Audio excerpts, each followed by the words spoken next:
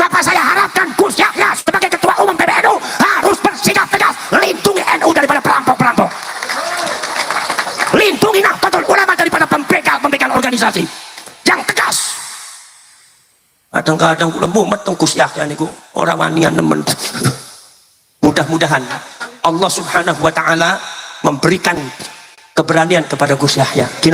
Karena ini sudah betul-betul penyelewengan, betul-betul penyelewengan organisasi. Assalamualaikum warahmatullahi wabarakatuh. Salam sejahtera untuk kita semua. Salam sejahtera untuk seluruh saudara-saudaraku sebangsa dan setanah air, dimanapun Anda berada. Para hadirin, para pemirsa yang berbahagia, kembali lagi bersama dengan saya Abdul Aziz Jazuli di channel ini. Dan pada kesempatan yang berbahagia ini kita akan menyaksikan bersama-sama ya cuplikan video dari ceramahnya Kiai Haji Dr. Kiai Haji Abbas Billy Yahshi, atau yang lebih akrab disapa dengan Gus Abbas Buntet. Dalam ceramahnya yang berapi-api itu, ya beliau menunjukkan sikap bagaimana beliau ini sebenarnya sangat-sangat mendukung loh dengan adanya PBNU. Nah, hanya saja ada satu hal yang perlu menjadi sebuah catatan kecil, jadi sebuah catatan atau harus digarisbawahi, bahwasanya polemik yang terjadi antara PBNU dengan Jatman,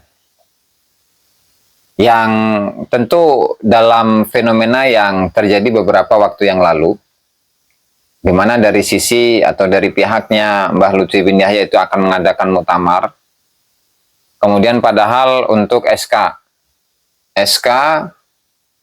masa khidmah Jatman itu sudah selesai pada tahun 2023 lalu. Yang kemudian PBNU pun sudah mengeluarkan SK akan pengadaan kongres untuk Jatman yang ke-13. Menunjuk beberapa panitia, para kiai-kiai, di situ lengkap dengan pembinanya, dengan sekretaris, bendahara, dan seterusnya. Tapi di sisi lain, pihak dari Mbah Lutfi bin Yahya itu pun juga akan mengadakan, bukan kongres istilahnya, tetapi istilahnya itu adalah muktamar ya, muktamar Jatman. Nah, sehingga inilah yang blunder. Kemudian tentu ini sikap dari PBNU itu harus tegas. Katakanlah misalkan dari pihak Jatman yang dipimpin oleh Mbah Lutfi bin Yahya, ketika memang benar akan melaksanakan muktamar Jatman yang ke-13 pada tanggal 31 Desember, 30 itu di akhir bulan inilah ya, maka jelas itu akan menjadi sebuah acara Jatman yang ilegal. Atau dengan kata lain, ketika memang itu terjadi, yang akan melaksanakan muktamar ke-13 Jatman di akhir bulan ini oleh pihaknya Mbah Lutfi bin Yahya, maka jelas itu masuk dalam kategori muktamar yang ilegal. Nah, sehingga di sini harus ada ketegasan dari pihak PBNU ya, meskipun kemarin sudah ada surat ya, setidaknya di situ menunjukkan ketegasannya kepada gerakan-gerakan untuk untuk merampas Jatman dari PBNU. Dan langsung saja ya kita simak bagaimana yang disampaikan oleh Dr. Kiai Haji Abbas Billy Yahshi dalam ceramahnya ketika di Tulungagung ya, tasyakuran PWI LS di Tulungagung ya, silahkan.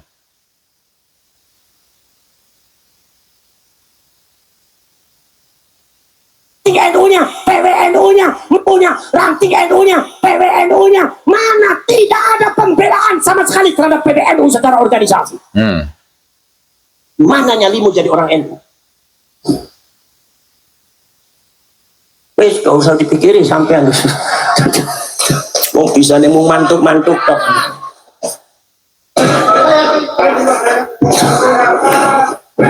Maka saya minta Tulungagung siap dong, bener.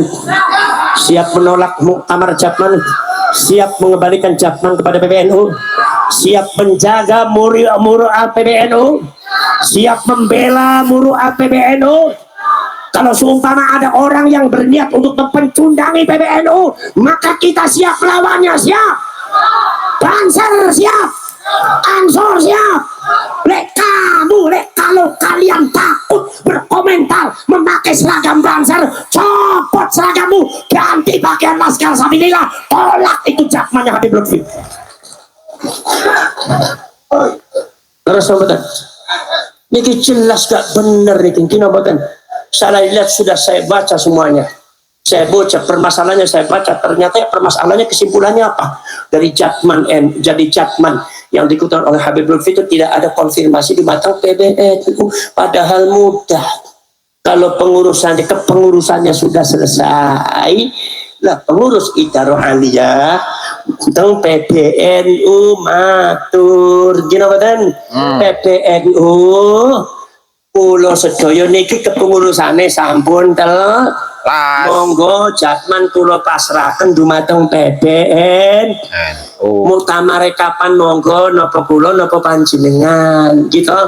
Kemudian masalah yang berkaitan dengan Kemenkumham ada suratnya, SK-nya. Sebelum membuat SK Kemenkumham, kalau mau dibuat karena Jatman NU itu adalah Danom NU, matur di siteng PBNU kira-kira bagaimana untuk mendorong aktivitas dan kelancaran daripada Jatman NU. Jatman, bagaimana kalau Jatman dibuat SK Kemenkumham sendiri lain dengan PBNU? Nanti keputusannya kami tunggu, keputusannya manut jenengan. Kalau kata panjenengan monggo, ya kita proses, tapi kalau kata panjenengan PBNU jangan, ya kita tidak akan proses. Itu namanya Jatman Nahdlatul. Oh lama.